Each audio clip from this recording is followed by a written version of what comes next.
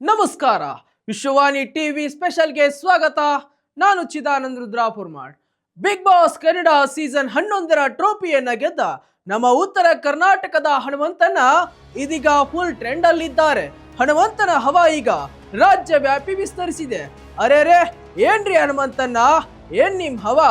ಏನೂ ಬರಲ್ಲ ಅನ್ಕೊಂಡು ಈಗ ದೊಡ್ಡ ಮನೆಯ ಕಪ್ ಹೊಡ್ಕೊಂಡು ಉತ್ತರ ಕರ್ನಾಟಕದ ಕೀರ್ತಿ ಪತಾಕಿಯನ್ನ ಸಿಟಿ ಒಳಗ ಹಾರಿಸಿ ಭರ್ಜರಿ ಕಿಕ್ ಎಬ್ಬಿಸಿ ಎಲ್ಲರೂ ಹೆಮ್ಮೆ ಪಡುವಂತೆ ಮಾಡಿರುವಿರಿ.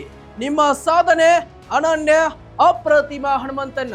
ಇಂತಹ ನಮ್ಮ ಹಳ್ಳಿ ಹೈದ ಹನುಮಂತ ಇದೀಗ ಸೋಷಿಯಲ್ ಮೀಡಿಯಾಗಳಲ್ಲಿ ಫುಲ್ ಟ್ರೆಂಡಿಂಗ್ ನಲ್ಲಿದ್ದಾರೆ. ಹನುಮಂತನಿಗೆ ಶುಭಾಶಯಗಳ ಮಹಾಪೂರವೇ ಹರಿದು ಬರುತ್ತಿದೆ. ಇನ್ನೊಂದು ಇಂಟ್ರೆಸ್ಟಿಂಗ್ ಕಥೆಯನ್ನ ಹೇಳಲೇಬೇಕು.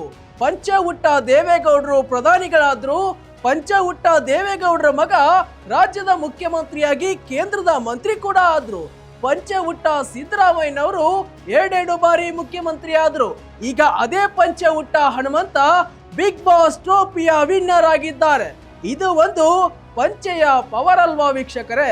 ಹಳ್ಳಿ ಮನುಷ್ಯ ಇವ ಏನ್ ಗೆಲ್ತಾನ ಎನ್ನುವರಿಗೆ ಮುಟ್ಟಿ ನೋಡಿಕೊಳ್ಳುವ ಏಟು ಕೊಟ್ಟಿದ್ದಾರೆ ಹನುಮಂತ. ದೊಡ್ಡ ಮನೆಯಲ್ಲಿ ಹಲವು ದಿನಗಳ ಕಾಲ ಇದ್ದ ಹನುಮಂತನ್ನ ಸಖತ್ ಮಜಾ ನೀಡಿದ್ದರು. ತಮ್ಮ ಗ್ರಾಮೀಣ ಸೊಗಡಿನ ಮೂಲಕ ಇದ್ದು ಅಷ್ಟೊಂದು ಆಡಂಬರ ಮಾಡದೆ ಮನೆಯಲ್ಲಿದ್ದು ತಮ್ಮ ದಿನಚರಿ ಕೂಡ ಹೆಚ್ಚು ಆಡಂಬರ ಇಲ್ಲದೆ ದಿನನಿತ್ಯ ದೊಡ್ಡ ಮನೆಯಲ್ಲಿ ಕಾಲ ಕಳೆದು ಈಗ ದೊಡ್ಡದಾಗಿ ಇರುವ ಕಪ್ ತಗೊಂಡು ಊರಿಗೆ ಬರಾಕ ರೆಡಿ ಆಗ್ಯಾರ. ಈಗ ಫೇಸ್ಬುಕ್, ಇನ್ಸ್ಟಾಗ್ರಾಮು, ಯೂಟ್ಯೂಬು ಎಲ್ಲಿ ನೋಡಿದ್ರು ಹನುಮಂತನದ್ದೇ ಕರಾಮತ್ತು, ಹನುಮಂತನದ್ದೇ ಹವಾ. ಉತ್ತರದ ಹುಲಿ ಹನುಮಂತ, ಹಾವೇರಿ ಹೈದ ಹನುಮಂತ, ನಮ್ಮ ಉತ್ತರ ಕರ್ನಾಟಕ ನಮ್ಮ ಹೆಮ್ಮೆ, ಮುಗ್ಧ ಮನಸ್ಸಿನ ನಮ್ಮನ್ನ ಹನುಮಂತನ್ನ, ಹೀಗೆ ಅನೇಕ ರೀತಿಯಲ್ಲಿ ಸೋಷಿಯಲ್ ಮೀಡಿಯಾದಲ್ಲಿ ಚರ್ಚೆ ಆಗ್ತಿದೆ. ಎಲ್ಲಿ ನೋಡಿದರೂ ಹನುಮಂತನ ಜಪ ನಡೀತಿದೆ.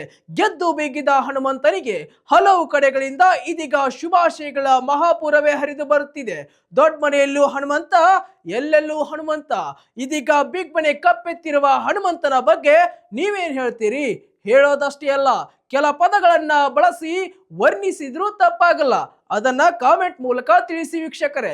ಇದಾಗಿತ್ತು ಇವತ್ತಿನ ಸ್ಪೆಷಲ್ ಸ್ಟೋರಿ.